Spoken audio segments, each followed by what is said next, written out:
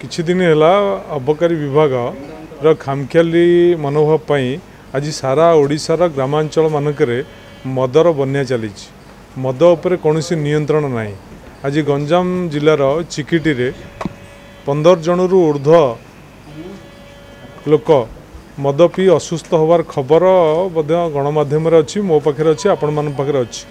तेणु आज गंजाम जिले जेकोसी मुहूर्त अन्य जिले हबार भी संभावना अच्छी।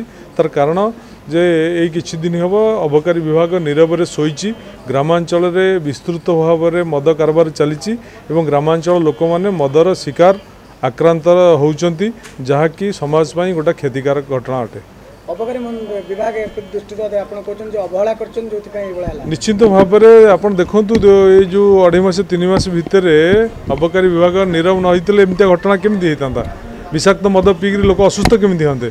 आगु तो विषाक्त मद पीक लोक असुस्थ होते बर्तमान विषाक्त मद पीक असुस्थ केमती होती। तेणु बर्तमान अवस्थाटा हूँ अबकारी विभाग बर्तमान नीरव दृष्टा साजिची जो कि बर्तमान विषाक्त मद ओडिशा सारा बर्तमान चारिड़े बिक्री चली जार परिणाम जेकोसी मुहूर्त में ओडिशार खराब परिस्थिति सृष्टि हो पारे।